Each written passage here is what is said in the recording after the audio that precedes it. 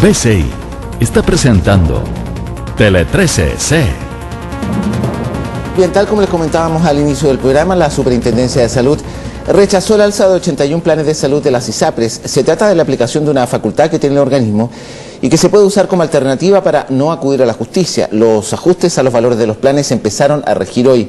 Para entender este proceso inédito, tenemos junto a nosotros a Héctor Sánchez, director del Instituto de Salud Pública, y lo estamos viendo, de la Universidad Andrés Bello. Héctor, buenas tardes, gracias por venir al programa.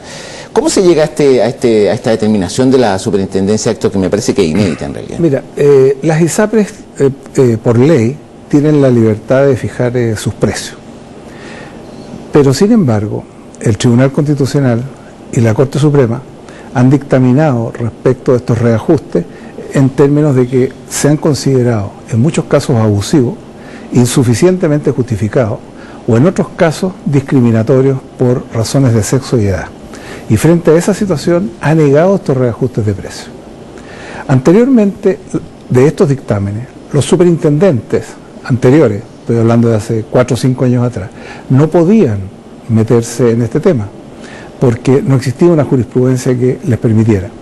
Pero ya desde que se produce el dictamen del Tribunal Constitucional y que se producen los dictámenes de la Corte Suprema, hoy día el superintendente ha interpretado, a mi juicio, adecuadamente la ley. Yo también fui superintendente, sí.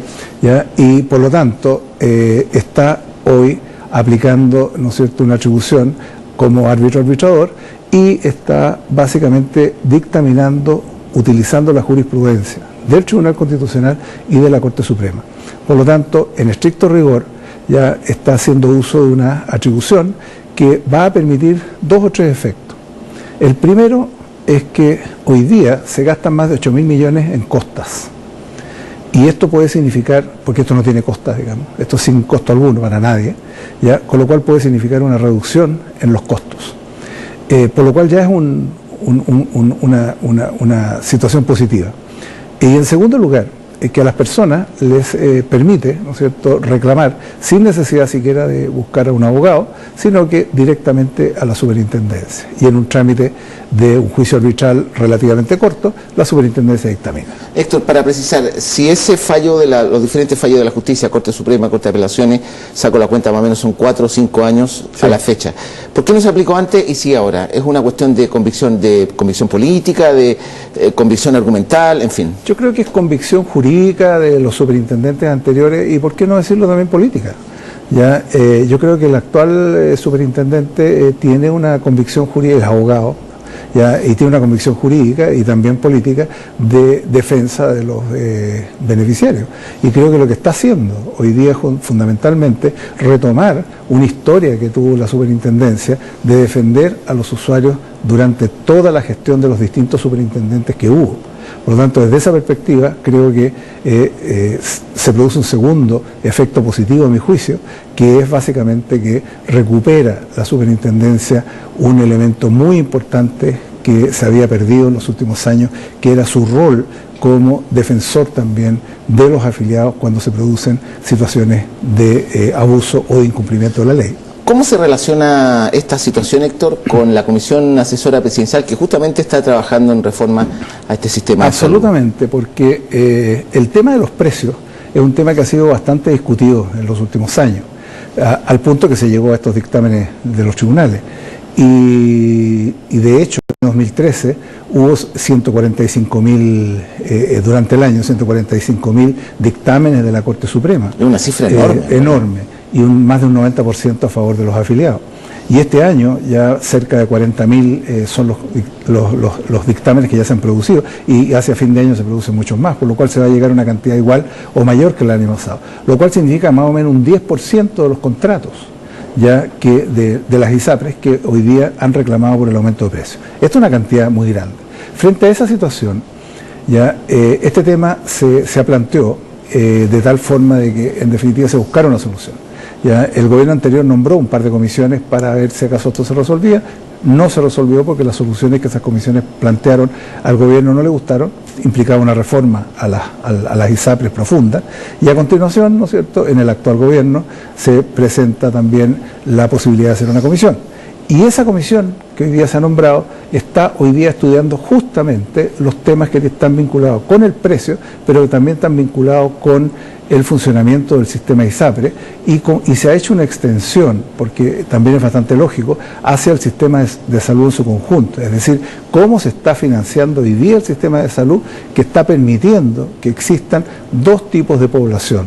Aquella población que tiene mayores ingresos y mejores condiciones de salud que están en las ISAPRE, y aquella población que tiene menos ingresos y peores condiciones de salud o familias más grandes que están en el FONASA, con lo cual se ha generado dos compartimentos estancos y una segregación que genera en estricto rigor una inequidad fuerte en el acceso y en el financiamiento. ¿Cuál podría ser la reacción de la industria en este caso, de las ISAPRES propiamente tal? Yo creo que la reacción de las industrias yo creo que puede ser aceptar esta situación, y entre otras cosas por una situación muy sencilla.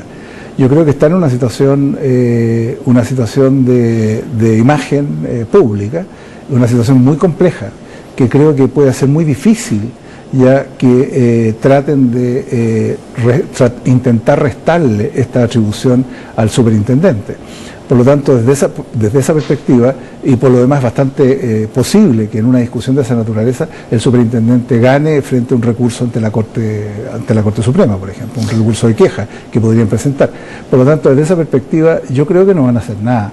Yo creo que van a dejar que esta situación se produzca, porque también les genera un menor costo a ellos respecto de las costas de los juicios. ¿Ya? Y con lo cual también se genera un menor incentivo para que la gente pueda reclamar. Yo creo que esa es la lectura que de alguna manera van a hacer. Ahora, pese a eso que tú me dices, las ISAPRE han sido constantes, o sea, y también pese a los fallos judiciales, han sido constantes, permanentes en mantener su política de selección de personas, de preexistencia y todo lo demás. O sea, tampoco... Bueno, en el estricto rigor yo creo que la situación a la cual se ha llegado es producto, a mi juicio, de una posición extremadamente dura respecto de aceptar los cambios que se están produciendo en la sociedad y en sus propios beneficiarios. Porque aquellas cosas que en algún minuto eran posibles que existieran hacia los 90, cuando recién nacen las ISAPRE, por ejemplo, en esa época no se discutía la discriminación por edad y por sexo, y no se discutía por una razón muy simple, porque la población que estaba en las ISAPRE era la población de más altos ingresos, porque las ISAPRES descremaron, y en segundo lugar, por una segunda razón, porque en definitiva había muy poca población de tercera edad. Ya en ese momento se plantearon algunas reformas al sistema y las ISAPRES se opusieron. Se planteó, por ejemplo, por parte de nuestra superintendencia, el generar un fondo para la tercera edad, para financiar las diferencias de precios que se iban a producir cuando las personas estuvieran en tercera edad. Las ISAPRES se opusieron. Posteriormente se plantea la existencia de un seguro catastrófico. Las ISAPRES se opusieron. Y posteriormente lo han asumido como algo propio y está bien, y me parece bien, porque es una buena cosa, es un avance. Y se han también restado a eliminar, por ejemplo, la discriminación por edad y por sexo en la fijación de precios, ¿ya? O también a transparentar los planes por la vía de generar un plan garantizado único a todo el sistema. O sea, había una postura de resistencia a los cambios que a mi juicio las han llevado a una situación desde el punto de vista público y desde el punto de vista como industria muy delicado. Yo creo que en estricto rigor lo que está sucediendo hoy día con las ISAPRE tiene nombre y apellido, las ISAPRE. Ya no hay otra explicación. Aquí no hay una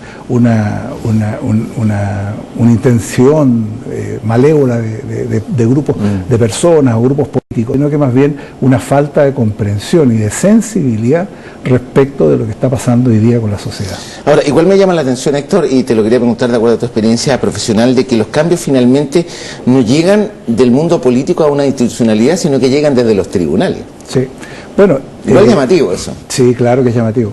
Es llamativo, y fundamentalmente esto en salud es una situación que se ha dado fundamentalmente porque en salud ha sido muy difícil ponerse de acuerdo respecto de reformas y cambios. La discusión de los cambios en el sector salud ha sido algo muy dificultoso. Hay posiciones muy ideologizadas de distintos grupos, ya todas legítimas, por cierto, sí, claro, claro. Pero en definitiva ponerse de acuerdo ha sido muy difícil. De hecho, la reforma que se aprueba el año 2005, del año 2005, es una reforma que se empieza a discutir en el año 92. Ya los primeros documentos fueron escritos el año 92 respecto de qué se debía hacer reforma. Los estudios en profundidad se hacen en el año 95, 97, y recién, ¿no es cierto?, cuando un presidente se compromete, como fue el presidente Lagos, que se comprometió absolutamente con un proyecto de reforma, recién ahí se pudo avanzar en una reforma del sistema de salud. Bueno, por esa razón es que en definitiva, ¿no es cierto?, en salud muchas veces los problemas llegan desde los tribunales, las soluciones, y no llegan desde el mundo político, porque el acuerdo en el mundo político ha sido extremadamente difícil. ¿Qué puntos, a tu juicio, podrían ser o podrían cambiar ahora?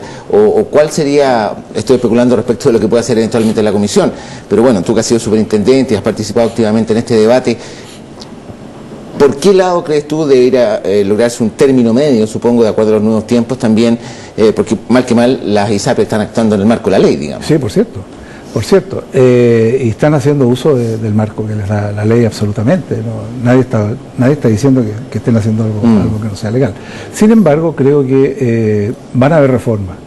Y van a haber reformas que en definitiva pueden ser más profundas o menos profundas, dependiendo de dos situaciones. Dependiendo de cuál sea la complejidad política de la reforma y dependiendo de cuál sea la capacidad de llegar a acuerdos respecto de determinados cambios, y segundo, de cuál es el impacto económico que esto puede tener y el impacto sobre las personas. Esos son como las variables que en definitiva pueden definir si se avanza en una dirección o en otra. Pero hay ciertos acuerdos y ciertos consensos. Hay acuerdos en que debe existir un plan garantizado de salud. Todas las propuestas que están arriba de la mesa, todas plantean la existencia de un plan garantizado de salud, con variantes. Dos, todas están planteando que ya no debe haber discriminación de precios, por lo tanto se plantea que haya un precio único. ¿Dónde está la discriminación? O sea, la diferencia, en que unos plantean que tiene que ser un precio libre donde compitan las ISAPRES y otros se plantean que debe ser un precio fijado por una autoridad pública, como es el caso de las tarifas eléctricas. Claro. Tercero, ¿qué otro consenso hay? Que hay un problema con el tema de las licencias médicas, ¿ya? Y que es necesario hoy día reevaluar si las licencias médicas deben permanecer en las ISAPRES, ¿no es cierto?, y en el FONASA, o debe ser gestionadas por un organismo independiente, que fue una recomendación que se produjo en la primera comisión presidencial en la cual participamos. Otro acuerdo que también uno observa es que en definitiva tiene que cambiar la relación de las ISAPRES con los prestadores, en términos de que ya no puede seguir este mecanismo de comprar prestaciones, ¿no es cierto?, y cada prestación se paga por separado, y sin preocuparse si acaso esas prestaciones van a tener o no van a tener un impacto en la salud de las personas. Por lo tanto, otro tema que hoy día se está consensuando es que en definitiva se está planteando que las ISAPRES y los seguros, inclusive el FONASA, compren, ¿no es cierto?, soluciones a los problemas de salud de la gente, que un poco es lo que se trató de hacer con el auge, ya, de tal manera que a los problemas de salud se proveyeran soluciones. Y esto implica una reforma mayor. Cualquiera que sea la organización del financiamiento, ya sea con, algunos plantean un seguro público, con financiamiento público, ya, eso cuesta a lo menos 2.000 millones de dólares. Eso implica otra reforma tributaria, claro, por lo tanto yo lo dejo fuera. Segundo, otra alternativa es que hay un seguro único, pero financiado con cotizaciones, ya, donde las ISAPRES u otros seguros sean solamente seguros complementarios. Una tercera, en que haya un fondo compensatorio por riesgo donde pueden participar el FONASA y pueden participar las ISAPRES. Hay distintas alternativas. Yo creo que hoy día no es el momento de discutir esas alternativas. Nosotros hemos estudiado bastante el tema en el instituto y hemos llegado a la conclusión de que hoy día, cualquiera sea la definición, todas son legítimas. Correcto. Pero se requiere información mayor y experiencia para tomar una decisión definitiva. Sin embargo, hay cambios que hay que hacer hoy día. Hay cambios que hay que hacer hoy día a las ISAPRES y hay cambios que hay que hacer al FONASA. Hay cambios que hay que hacer a los prestadores privados y hay cambios que hay que hacer a los prestadores públicos. Y esos son donde uno tiene que avanzar. Es decir, aquí uno tiene que hacer una reforma por etapas. Si uno hace una reforma por etapas, uno puede ir avanzando en una determinada dirección y sin necesidad hoy ya de tratar de que todo el sector se ponga de acuerdo en uno o en otro modelo. Eso nosotros creemos que va a ser muy, muy difícil. Héctor, muy interesante escucharte. Muchas gracias por venir al programa. Que esté muy bien. Bien, hacemos una breve pausa. Volvemos de inmediato con más aquí a Tele 13C. Esperamos un poquitito que...